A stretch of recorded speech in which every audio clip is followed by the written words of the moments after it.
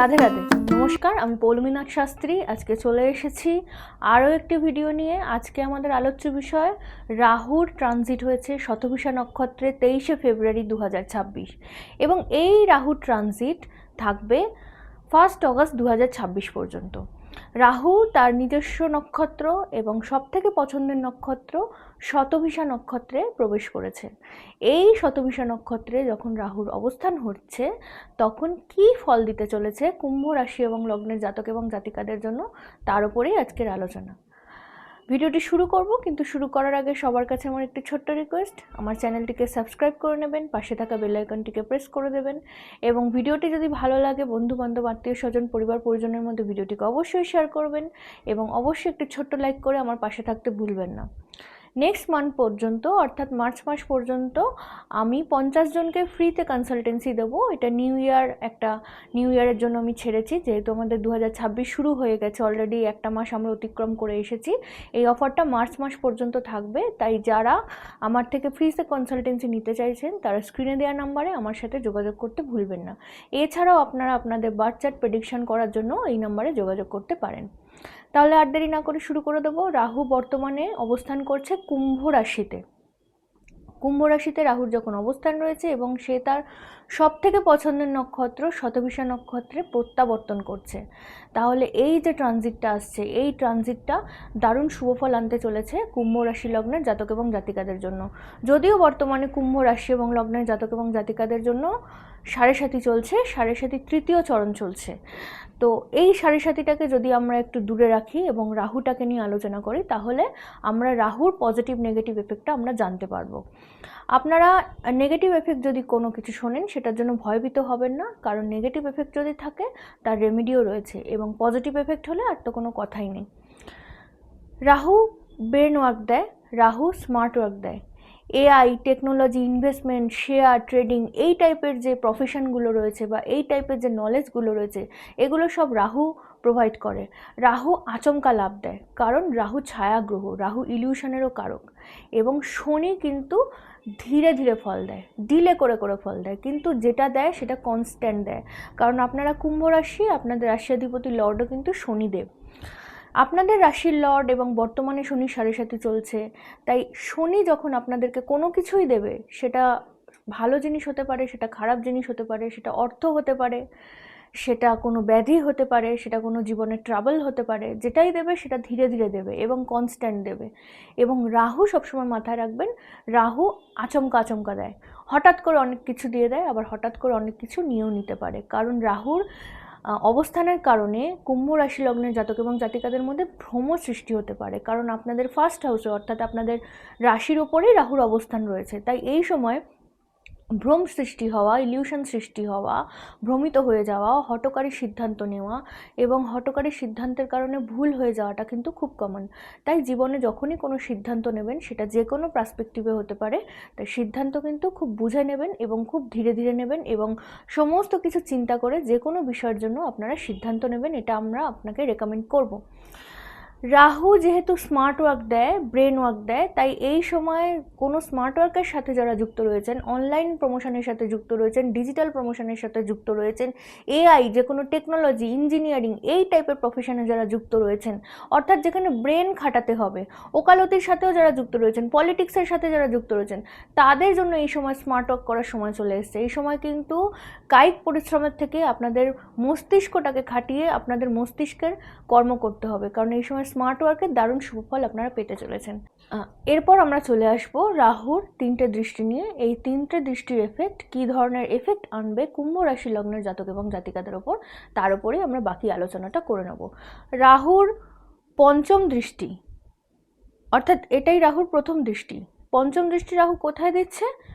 নিজের পঞ্চম ঘরে, অর্থাৎ মিথুন রাশির ঘরে। কুম্ভ রাশির পঞ্চম ঘরে অর্থাৎ মিথুন রাশির ঘরে রাহু প্রথম দৃষ্টি প্রদান করছে, মানে পঞ্চম দৃষ্টি প্রদান করছে। এই পঞ্চম দৃষ্টি যখন 5th হাউসে রয়েছে, 5th হাউস থেকে আমরা লাভ রিলেশন দেখে থাকি, 5th হাউস থেকে আমরা বিদ্যার ভাব দেখে থাকি বা শিক্ষার্থীদের ভাব দেখে থাকি।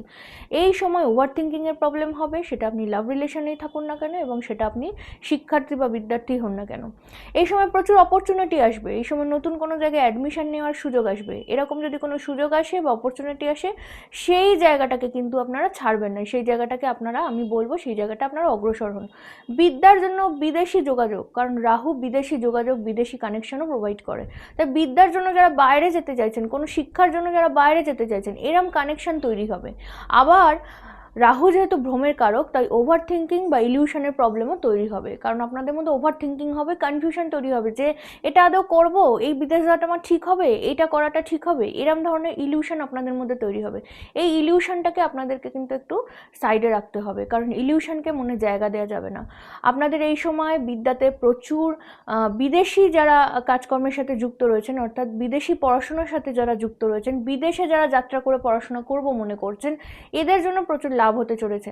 যারা টেকনোলজি রিলেটেড পড়াশোনা করছেন, তাদের জন্য দারুণ লাভ হতে চলেছে। যারা ইঞ্জিনিয়ারিং করছেন বা ইঞ্জিনিয়ারিং নিয়ে পড়াশোনা করছেন, যারা টেকনোলজি নিয়ে পড়াশোনা করছেন, আইটি নিয়ে পড়াশোনা করছেন, তাদের জন্য দারুণ লাভ হতে চলেছে। কিন্তু একটা জিনিস মাথায় রাখতে হবে, ওভার থিঙ্কিংয়ের সমস্যাও কিন্তু আসবে। 5th হাউস থেকে আমরা লাভ রিলেশনকেও দেখে থাকি। লাভ রিলেশনের মধ্যে আপনার জায়গা থেকে একটু সন্দেহবাতিক প্রবণতা তৈরি হবে, আপনি হঠাৎ রেগে যাবেন, কারণ রাহু মস্তিষ্ককে ভ্রমিত করবে। আপনার মধ্যে হঠাৎ অ্যাঙ্গার ইস্যু হবে, হঠাৎ আপনি রেগে যাবেন, এই টাইপের সমস্যাগুলো তৈরি হবে।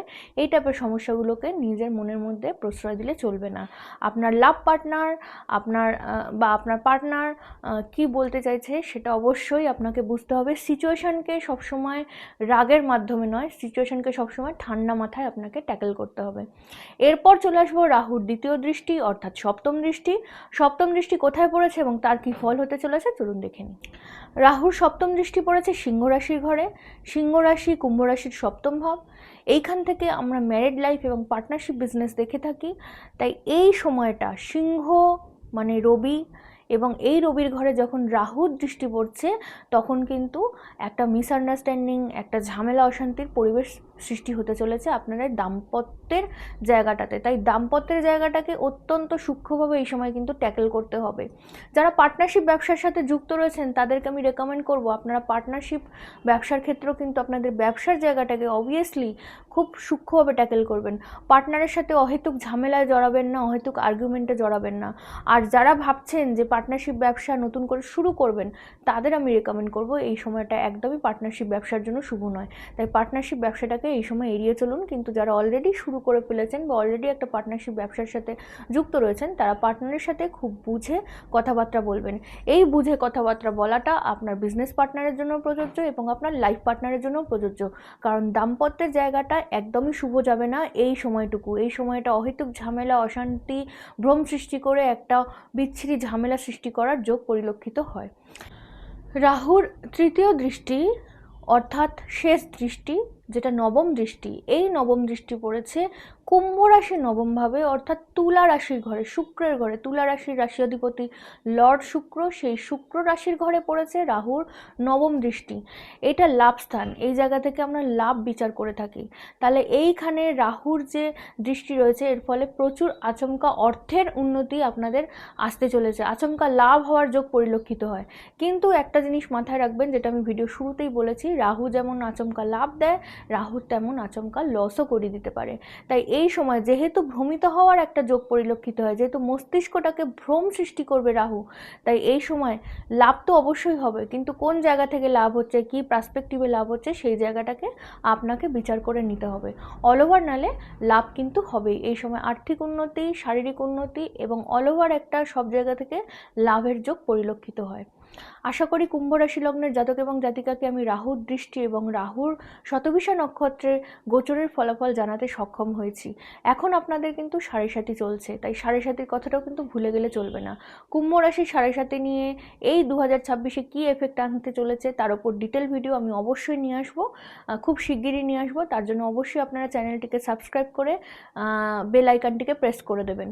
এবং আমি আপনাদের রেকমেন্ড করব কুম্ভ রাশি লগ্নের জাতক এবং জাতিকা যারা শারীরিক সমস্যায় ভুগছেন বা যারা আর্থিক একটা ট্রাসেলের মধ্যে দিয়ে যাচ্ছেন বা যারা রিলেশনশিপ প্রবলেমের মধ্যে দিয়ে যাচ্ছেন তাদের আমি রেকমেন্ড করবো অবশ্যই আপনারা দশমহাবিদ্যা মহানবগ্রহ কবচ ধারণ করতে ভুলবেন না। দশমহাবিদ্যা মহানবগ্রহ কবচের ডিটেল ভিডিও আমার চ্যানেলে আপলোডেড আছে, আমি ডেসক্রিপশনে এবং আই বাটনে দিয়ে দেবো, সেখান থেকে আপনারা চেক আউট করে নিতে পারেন। দশমহাবিদ্যা মহানবগ্রহ কবচ অত্যন্ত পাওয়ারফুল একটি কবচ, যেখানে দশমহাবিদ্যা এবং নবগ্রহের কাজ করা হয়ে থাকে। দশমহাবিদ্যা এবং নবগ্রহ ইন্টারকানেক্টেড। তো এই কবচটা যদি আপনারা ধারণ করতে পারেন তাহলে আপনাদের হেলথ উইথ রিলেশনশিপের জায়গায় কিন্তু দারুণ সুফল আপনারা পাবেন। এবং যে অবস্টাকেলগুলো আপনাদের ফেস হচ্ছে, যে অবস্টাকেলগুলোর মধ্যে দিয়ে আপনারা যাচ্ছেন, মনে হচ্ছে লাইফ শেষ হয়ে গেছে, আর চলবেই না, বা এই জায়গাতেই আমার শেষ, কারণ সাড়ে সাতিতে তৃতীয় চরণে এরকম অনেক সময় ফিল হয়, সেই জায়গাটা থেকে আপনারা রিকভার করে উঠতে পারবেন। সকলে ভালো থাকবেন, সুস্থ থাকবেন, সুন্দর থাকবেন। জয় মা তারা, জয় মা কামাখ্যা।